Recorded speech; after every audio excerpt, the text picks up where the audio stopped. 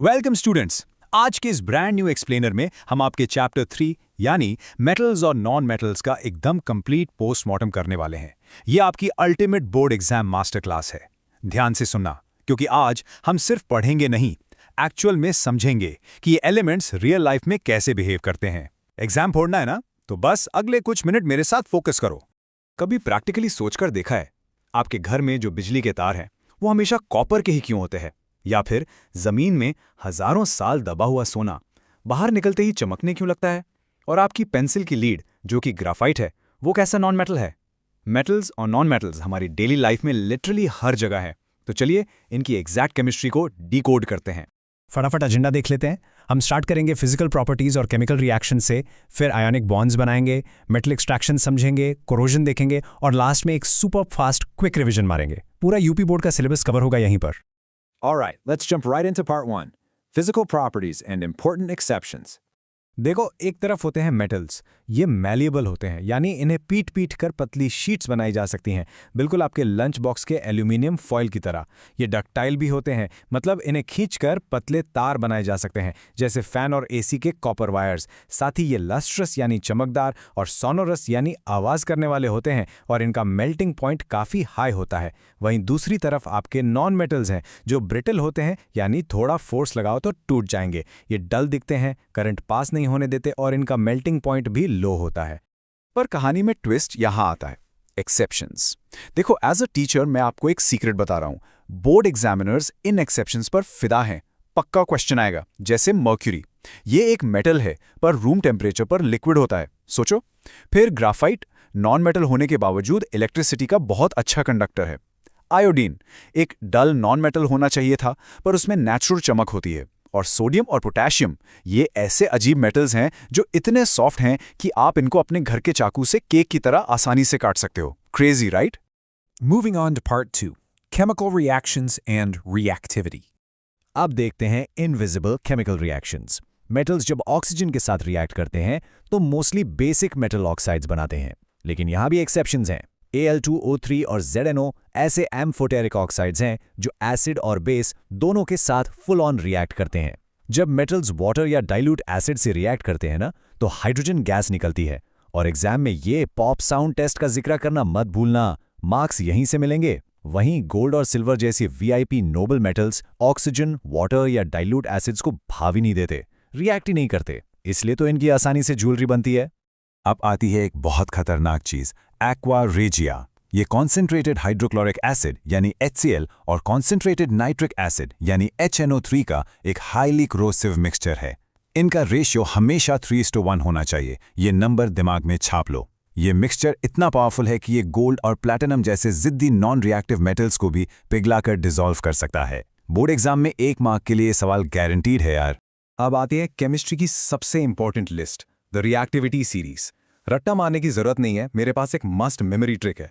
मेरे साथ रिसाइट करो। किंग नाग का मैगेएल्जिन Fe प्लीज हैव QHgAgAuPt। बड़ा सिंपल है। टॉप वाले मेटल्स जैसे पोटेशियम और सोडियम भाई बहुत हाईली रिएक्टिव हैं, आग लग जाती है इनमें। और जैसे जैसे हम बॉटम की तरफ जाएंगे, गोल्ड और प्लैटिनम तक, मेटल्स बिल्कुल शांत और लीस्ट रिएक्टिव बन जाते हैं। ये ट्रिक आपका एग्जाम में सॉलिड टाइम बचाएगी। ओके, अब आते हैं पार्ट 3 पर, फॉर्मिंग आयोनिक बॉन्ड्स। तो ये मेटल्स और नॉन मेटल्स आपस में मिलते कैसे हैं? चलो टेबल सॉल्ट यानी अपने खाने वाले नमक सोडियम क्लोराइड का एग्जांपल लेते हैं। लॉजिक बहुत सिंपल है। सोडियम एक मेटल है, उसके पास एक एक्स्ट्रा इलेक्ट्रॉन है, वो अपना 1 इलेक्ट्रॉन डोनेट करके पॉजिटिव Na+ आयन बन जाता है। दूसरी तरफ क्लोरीन एक नॉन मेटल है जिसको एक इलेक्ट्रॉन की सख्त जरूरत है, तो वो उस इलेक्ट्रॉन को खुशी खुशी एक्सेप्ट करके नेगेटिव Cl- आयन बन जाता है। अब प्लस और माइनस यानी ऑपोजिट चार्जेस एक दूसरे को स्ट्रांगली अट्रैक्ट करते हैं और बूम, एक सुपर स्ट्रांग आयोनिक बॉन्ड बन जाता है जिसे हम NaCl कहते हैं। इन आयोनिक कंपाउंड्स के नखरे थोड़े अलग होते हैं। ये सॉलिड स्टेट में होते हैं, एकदम परफेक्ट क्रिस्टलाइन स्ट्रक्चर के साथ। इनके बॉन्ड्स इतने स्ट्रांग होते हैं कि इनका मेल्टिंग और बॉइलिंग पॉइंट आसमान छूता है। पानी में ये इजीली घुल जाते हैं। पर सबसे बड़ी एग्जाम टिप दे रहा हूं, नोट करो। ये आयोनिक कंपाउंड जब सॉलिड होते हैं ना, तो करंट बिल्कुल कंडक्ट नहीं करते। अगर इनमें से इलेक्ट्रिसिटी पास करनी है तो या तो इन्हें पानी में घोलना पड़ेगा, यानी एक्वस सॉल्यूशन बनाना पड़ेगा, या फिर पिघलाकर मोल्टन स्टेट में लाना पड़ेगा। Very important point. Let's slide into part 4, metal extraction. जमीन के अंदर जो मिट्टी और पत्थर होते हैं उनमें से हम प्योर मेटल निकालते कैसे हैं? Let's say medium reactivity metals के एक्सट्रैक्शन के लिए हमारे पास 3 बेसिक स्टेप्स हैं। पहला, कॉन्सेंट्रेशन, जहां हम ओर में से अनवांटेड कचरा यानी गैंग को बाहर निकालते हैं। दूसरा, रिडक्शन, जहां मेटल ऑक्साइड को रॉ मेटल में कन्वर्ट किया जाता है। और तीसरा, इलेक्ट्रोलिटिक रिफाइनिंग, जहां करंट या इलेक्ट्रिसिटी का यूज करके हम मेटल को 100% प्योर करते हैं। मेरी बात मानो, बुक में जो इलेक्ट्रोलिटिक रिफाइनिंग का डायग्राम है ना, उसको ड्रॉ करके प्रैक्टिस कर लेना। वो सीधा बोर्ड एग्जाम में 5 मार्क का सवाल बनता है। अब एक ऐसी रिएक्शन देखते हैं जो लिटरली आग लगा देती है, द थर्माइट रिएक्शन। जब हम आयरन ऑक्साइड यानी Fe2O3 को एल्यूमिनियम के साथ रिएक्ट करवाते हैं तो अचानक से इतनी मैसिव हीट प्रोड्यूस होती है कि सॉलिड आयरन पिघल कर लिक्विड बन जाता है। आप जानती हो इसका रियल लाइफ यूज क्या है? टूटे हुए रेलवे ट्रैक्स को वेल्ड करने में। ये रिएक्शन इतनी पावरफुल और विजुअल है कि आप इसको इजीली एग्जाम में याद रख पाओगे। Next up, Part 5, Corrosion and Alloys. अब हर मेटल किसी ना किसी चीज से खराब होता है जिसे हम कोरोजन कहते हैं। लोहे पर रेड ब्राउन रस्ट यानी जंग लग जाता है, कॉपर के बर्तनों पर ग्रीन कोटिंग आ जाती है और चांदी की शाइनी ज्वेलरी कुछ टाइम बाद ब्लैक हो जाती है। इन्हें रोकने के लिए हम कॉमनली पेंट, ऑयल या ग्रीस लगाते हैं, लेकिन आयरन को बचाने का एक बिल्कुल सुपर हीरो मेथड है गैल्वेनाइजेशन। इसमें हम आयरन के ऊपर ज्यादा रिएक्टिव जिंक की एक लेयर चढ़ा देते हैं, तो जिंक एक बॉडीगार्ड की तरह आयरन को बचाने के लिए खुद सैक्रिफाइस हो जाता है। और प्रोटेक्शन की बात हो ही रही है तो हम एलॉयज को कैसे भूल सकते हैं? प्योर मेटल्स अकेले काफी सॉफ्ट होते हैं और उनमें जल्दी जंग लग जाता है, पर अगर हम इनको मिक्स कर दें तो हमें एलॉयज मिलते हैं जो काफी स्ट्रॉन्ग और करोजन रेजिस्टेंट होते हैं। जैसे ब्रास जो कॉपर और जिंक से बनता है, ब्रॉन्ज बनता है कॉपर और टिन से। सोल्डर को देखो, ये लेड और टिन का मिक्सचर है जो सीधा इलेक्ट्रिकल वायर्स को जोड़ने के काम आता है। और हमारे घर के चमचमाते बर्तन यानी स्टेनलेस स्टील, ये आयरन, क्रोमियम और निकल का सॉलिड कॉम्बिनेशन है। एग्जाम से पहले इन कॉम्बिनेशंस का ठीक से रट्टा मार लेना, ये पक्का आएंगे। And finally part 6, the 1 minute rapid revision.